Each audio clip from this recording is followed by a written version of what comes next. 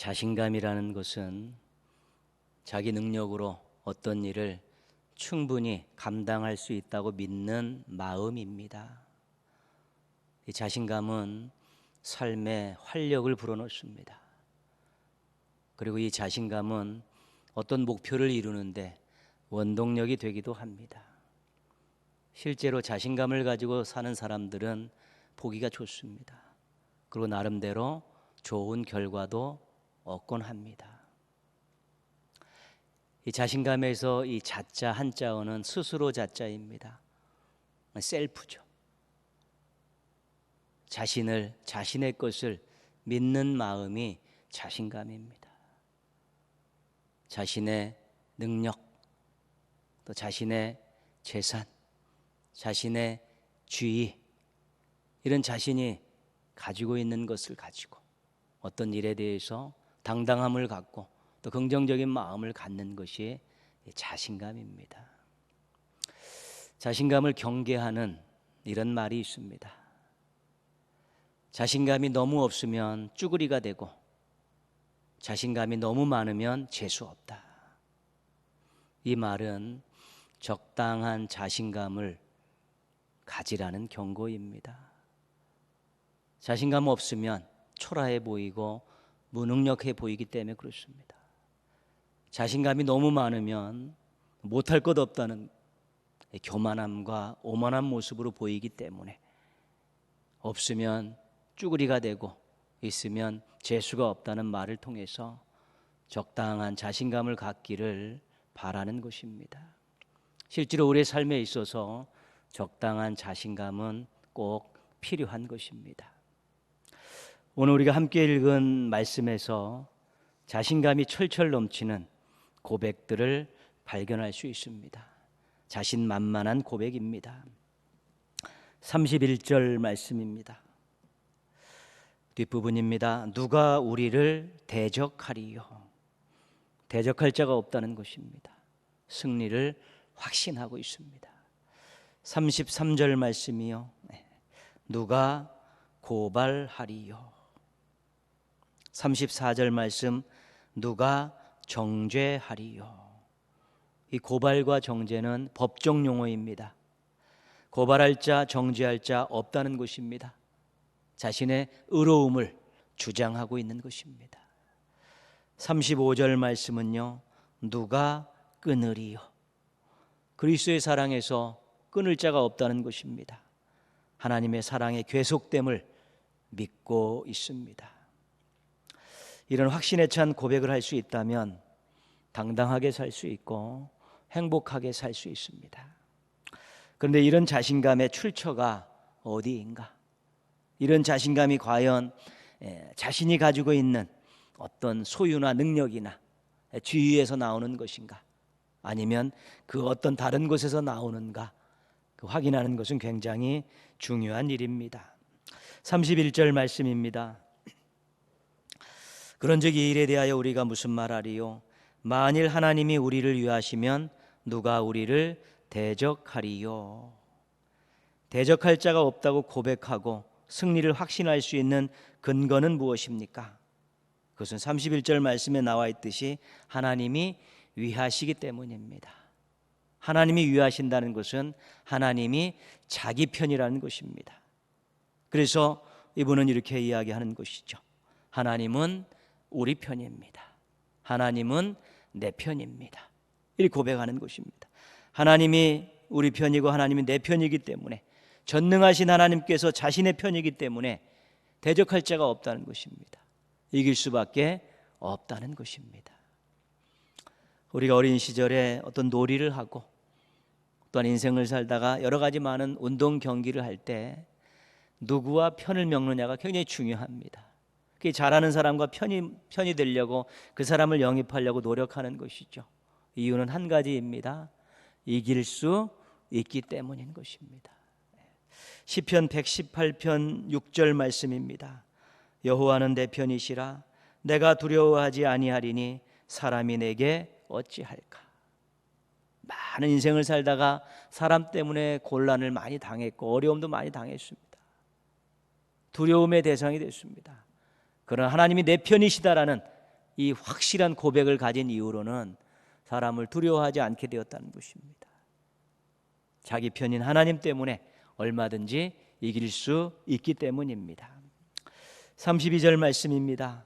자기 아들을 아끼지 아니하시고 우리 모든 사람을 위하여 내주시니가 어찌 그 아들과 함께 모든 것을 우리에게 주시지 아니하겠느냐.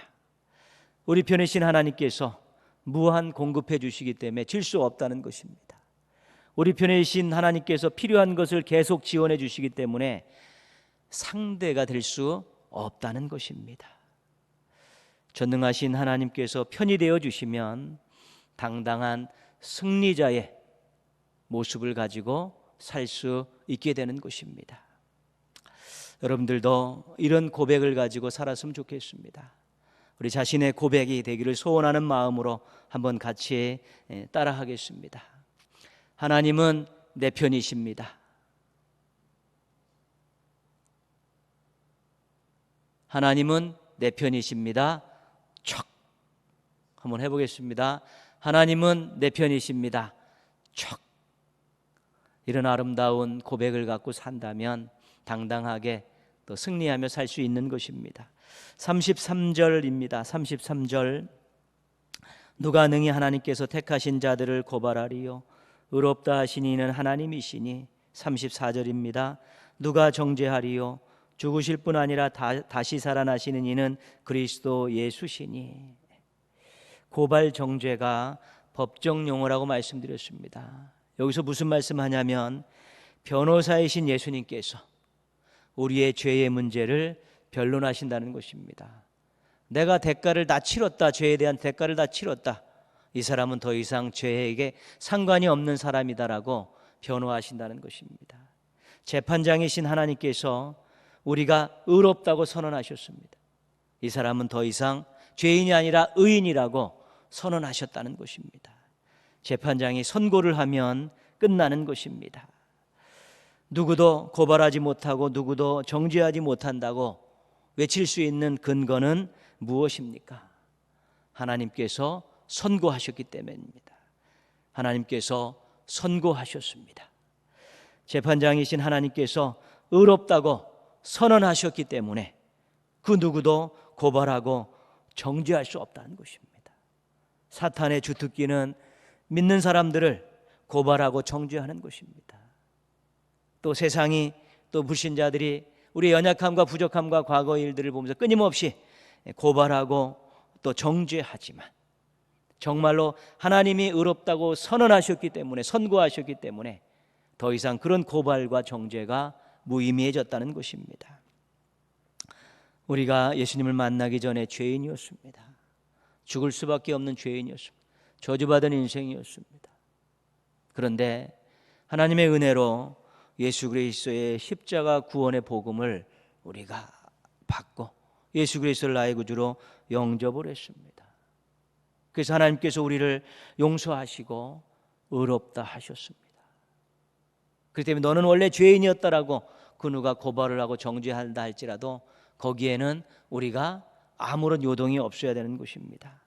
왜냐하면 예수님께서 우리 죄의 대가를 다 몸소 치르셨기 때문에 하나님께서 너는 의인이라고 의로운 자라고 선고하셨기 때문에 우리가 그러한 일들로 유혹이 올 때 절대 흔들리면 안 되는 것입니다.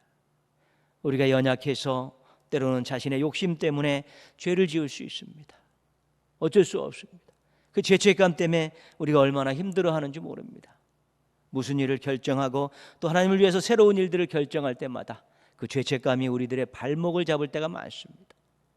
그러나 우리가 예수 그리스도의 이름으로 회개했고 또 거기에 합당한 상응하는 우리가 대가를 치렀으면 더 이상 우리는 그 죄책감에 시달릴 수 없습니다. 예수 그리스도의 이름으로 하나님께서 나를 용서하셨다는 확신을 갖고 이 죄책감에서 벗어날 수 있어야 되는 것입니다. 죄책감이라는 것이 하나님의 뜻대로 살고자 하는 동기부여가 돼야 되지 신앙인의 삶과 신앙인의 사명에 발목 잡히는 일이 없도록 해야 되는 것입니다. 재판장이신 하나님께서 예수님의 십자가와 예수님의 이름으로 우리를 의롭다 하셨습니다. 여기에는 흔들림이 없는 확고함이 있어야 되고 당당한 고백이 있어야 되는 것입니다. 우리 자신의 고백이 되기를 원하는 마음으로 함께 따라하겠습니다. 하나님께서 선고하셨습니다. 하나님께서 선고하셨습니다. 땅. 우리가 이렇게 고백할 수 있습니다. 죄책감을 벗어버리고 의인다운 삶을 살아갈 수 있게 되고 그것이 멋진 인생으로 이어지는 것입니다. 35절 말씀입니다. 누가 우리를 그리스도의 사랑에서 끊으리요? 환난이나 곤고나 박해나 기근이나 적신이나 위험이나 칼이랴. 환난부터 시작해서 칼까지 마치는 이 긴 것을 우리가 역경 목록이라고 이야기합니다. 역경 목록은 삶 속에서 당하는 쓰리고 아픈 경험들입니다. 자연재해, 전쟁, 억울한 일, 고난과 핍박 등 이런 모든 역경들을 우리 인생에서 얼마든지 겪을 수 있습니다. 근데 이러한 역경을 당할 때 한 가지 우리가 조심해야 될 것은 우리가 그리스도의 사랑에서, 하나님의 사랑에서 상관이 없는 자가 되었다라는 착각과 오해를 할 수 있다는 것입니다. 하나님이 나를 사랑하지 않으시기에 이런 고난을 주시고, 그리스도의 사랑과 내가 무관한 자가 되고 그리스도의 사랑에서 끊어졌기 때문에 내가 이런 어려움을 당한다라는 생각을 할 수 있다는 것입니다. 이런 열악한 경험에서 그리스도의 사랑에 대한 확신을 가질 수 있는 근거는 무엇입니까? 37절 말씀입니다. 그러나 이 모든 일에 우리를 사랑하시는 이로 말미암아 우리가 넉넉히 이기느니라. 우리를 사랑하시는 하나님께서 붙들어 주시기 때문에 우리가 넉넉히 그리스도의 사랑에서 끊어지지 않았다라고 확신하고 고백할 수 있다는 것입니다. 사랑의 하나님께서 형편과 처지를 보시고 기도를 들어주시면서 또 우리를 붙들어 주시기 때문에 우리가 이런 담대한 고백을 가지고 살 수 있다는 것입니다. 하나님께서 붙들어 주십니다. 하나님께서 붙들어 주십니다라는 분명한 고백이 있기 때문에 그 사랑을 의지하고 우리가 어려움 속에서도 소망을 가지고 살 수 있게 되는 것입니다. 이사야 41장 13절에서 하나님께서 이런 약속을 하십니다. 이는 나 여호와 너희 하나님이 내 오른손을 붙들고 내게 이르기를 두려워하지 말라, 내가 너를 도우리라 할 것임이니라. 하나님께서 그 오른손을 붙들어 주시면서 도와주시겠다고 말씀하시는 것입니다. 약속하시는 것입니다. 하나님께서 붙들어 주시는데 누가 감히 그 손에 붙들려 있는 인생들을 빼앗아 갈 수 있겠습니까? 하나님의 권위 권세, 하나님의 능력을 함부로 훼손할 자는 이 땅에 아무도 없기 때문에 하나님이 붙들어 주시면 절대로 놓치지 않으시기 때문에 그 사랑에서 끊어지는 일은 없게 되는 것입니다. 사랑 많으신 하나님께서 붙들어 주시면 그리스도의 사랑 가운데서 도움을 받고 살 수 있습니다. 자신의 고백이 되게 해달라는 그런 소원을 가지고 한번 따라 하겠습니다. 하나님께서 붙들어 주십니다. 하나님께서 붙들어 주십니다. 꽉. 자기를 믿으며 갖는 자신감은 오래가지 못합니다. 우리가 시간과 공간의 제약을 받고 있고 능력과 사랑에 한계가 있는 존재들이기 때문에 그렇습니다. 하나님의 사랑을 믿는 자신감은 평생의 재산이 됩니다. 전능하신 하나님, 재판관이신 하나님, 사랑이 많으신 하나님, 그 하나님이 도와주시기 때문에 그렇습니다. 우리가 세 가지 확신 있는 당당한 고백을 했었습니다. 하나님은 내 편이십니다. 하나님께서 선고하셨습니다.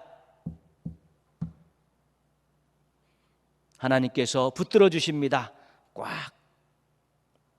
이 확신을 가지고 평안하고 자신만만한 삶을 살아가는 성도들 되시기를 주님의 이름으로 축원합니다. 그런데 우리가 한 가지 확인해야 될 것이 있습니다. 누가 감히 나를 대적하느냐?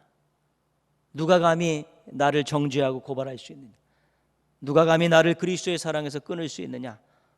이런 당당한 고백을 할 수 있는, 이런 담대한 고백을 할 수 있는 이유가 무엇인가? 어떻게 우리가 이런 담대한 고백을 하며 멋진 고백을 하며 인생을 귀하게 살 수 있게 되었을까? 그 원인이 무엇이고 그 이유가 무엇인가를 분명히 확인할 수 있어야 되는 것입니다. 그 이유는 첫 번째, 누군가 나를 위해서 희생하셨기 때문입니다. 식당에 가서 이제 식사를 하고 계산을 하려고 하는데 계산이 되어 있습니다. 누군가 계산을 하고 간 것입니다. 감사하기도 하고 궁금하기도 하고 그렇습니다. 그런 일이 있으면 며칠간 기분이 좋습니다. 누군가 나를 위해서 섬기는 사람이 있구나. 누군가 나를 위해서 자신의 것을 희생할 수 있는 사람이 있구나. 이런 것들을 확인하는 그 마음은 정말 행복한 마음입니다. 한 30여 년 전에 소년부 교육 전도사를 할 때입니다. 여자 교사 한 분이 감사헌금을 올렸습니다. 근데 그 감사헌금의 제목이 예수님 믿고 부모님을 꼭 전도해야겠다라고 생각하고 기도했는데 10년 만에 그 일을 이루어 주셔서 감사합니다. 이 감사 제목입니다. 그 부모님의 구원을 위해서 보이지 않는 곳에서 그 딸이 10년 동안 눈물을 흘려가며 기도한 희생이 있었기 때문에 구원이라는 열매가 맺어진 것입니다. 누군가를 위해 모르는 사람이 희생한 것이 우리들의 인생에도 얼마나 많은지 모릅니다. 그런 희생 덕분에 우리가 알고 있는 사람도 있지만 모르는 누군가의 그런 희생 덕분에 우리가 오늘을 살아가고 있는 것입니다. 이사야 선지자는 메시아에 대해서 이렇게 예언합니다. 이사야 53장 5절입니다. 그가 찔림은 우리의 허물 때문이요 그가 상함은 우리의 죄악 때문이라. 그가 징계를 받음으로 우리는 평화를 누리고 그가 채찍에 맞음으로 우리는 나음을 받았도다. 메시아께서 찔리고 상하고 징계받으시고 채찍을 받으셨다는 것입니다. 다음 세대에 누군지도 모르는 그런 오고 오는 세대에 이 땅에 태어날 많은 사람들을 위해서 그 모든 모진 고난을 다 당하셨다는 것입니다. 그런데 그 고난이 자신 때문이 아니라 사람들의 허물과 죄악 때문이었다는 것입니다. 그 희생 때문에 사람들이 평화를 누리고 나음을 받게 되었다는 것입니다. 이 메시아가 바로 우리가 주님으로 영접한 예수님이십니다. 예수님 우리가 태어나기도 전에 이미 우리를 위해서 십자가에서 생명을 버리시는 희생을 하셨습니다. 그 누군가의 대표적인 분이 바로 예수님이십니다. 예수님의 십자가 희생 때문에 우리가 구원받았습니다. 예수님의 십자가 구원 때문에 우리가 당당한 고백을 하며 살 수 있게 되었습니다. 예수님의 희생 때문에 우리가 미래의 소망을 가지고 살게 된 것입니다. 누군가 나를 위해 희생하셨기 때문에 우리가 그렇게 당당한 고백을 하며 살게 되었는데 그 누군가가 바로 십자가에서 2000여 년 전에 생명을 버리셨던 예수님이라는 사실을 우리가 다시 한번 확인하고 그분을 믿는 것이 얼마나 귀하고 그분을 믿는 때문에 그분의 희생 때문에 이런 당당한 고백을 하며 살아가는 멋진 인생이 되었다는 것에 대해서 우리가 다시 한번 감사할 수 있어야 되는 것입니다. 우리가 이렇게 자신감을 가지고 살 수 있는 또 하나의 이유가 있습니다. 34절 말씀입니다. 누가 정죄하리요 죽으실 뿐 아니라 다시 살아나신 이는 그리스도 예수시니 그는 하나님 우편에 계신 자요 우리를 위하여 간구하시는 자신이라. 누군가 나를 위해 간구하시기 때문입니다. 로마서 8장 26절입니다. 이와 같이 성령도 우리의 연약함을 도우시나니 우리는 마땅히 기도할 바를 알지 못하나 오직 성령이 말할 수 없는 탄식으로 우리를 위하여 친히 간구하시느니라. 성령께서도 우리를 위해서 간구하십니다. 지상에서는 성령님께서, 천상에서는 예수님께서 우리를 위해서 간구하시기 때문에 우리가 믿음 잃지 않고 당당한 아름다운 고백을 가지고 그렇게 하루하루의 삶을 살아가고 있는 것입니다. 우리를 위해서 누군가 희생을 하셨고 우리를 위해 누군가 기도하시기 때문에 우리가 이렇게 당당한 인생을 살게 된 것입니다. 할렐루야. 사순절 기간입니다. 희생하신 예수님 때문에, 기도하시는 예수님 때문에 우리가 아름다운 고백, 당당한 고백을 가지고 살 수 있게 되었다는 것에 대해서 다시 한번 묵상하고 다시 한번 감사하고 또 그렇게 살도록 노력하고 결단하는 시간들을 가져야겠습니다. 이 사순절 기간을 보내면서 누군가 나를 위해서 희생하고 누군가 나를 위해서 기도했는데 그 대표적인 분이 예수님이시고, 또 여전히 누군가 나를 위해 희생하고 누군가 나를 위해서 기도하고 있다는 것 때문에 앞으로 당당하게 살아야지, 멋지게 살아야지, 부끄럼 없이 살아야지, 그런 마음들을 품고 우리가 삶에 더욱더 집중하고 신실한 모습으로 살아갈 수 있어야 되는 것입니다. 더불어서 우리가 누가 감히 나에게 이런 담대함을 가지고 우리도 누군가를 위해서 기도하는 누군가가 되어야 되는 것입니다. 가정과 가족들을 위해서, 교회와 성도들을 위해서, 지역사회와 이웃들을 위해서, 나라와 국민들을 위해서, 지구촌 모든 사람들을 위해서 우리가 누군가가 되어서 그들을 위해 작은 희생을 하고 그들을 위해서 기도하며 살게 될 때 우리는 정말로 예수 그리스도의 아름다운 뒤를 따라가는 멋진 신앙인, 멋진 하나님의 백성, 하나님 앞에 부끄러움 없는 일꾼으로 살아갈 수 있게 되는 것입니다. 누군가의 희생 때문에, 누군가의 기도 때문에 오늘을 살아가고 있다는 것 다시 한번 기억하시면서, 그분이 예수 그리스도셨다는 것들을 이제 믿음으로 발견했으니까 예수 그리스도의 뒤를 따라가겠다는 마음을 가지고 누군가를 위해서 기도하는 누군가가 되어지고 누군가를 위해서 희생하는 누군가가 되어지는 그런 멋진 삶을 살아가는, 행복한 삶을 살아가는 우리 성도님들 되시기를 주님의 이름으로 축원합니다.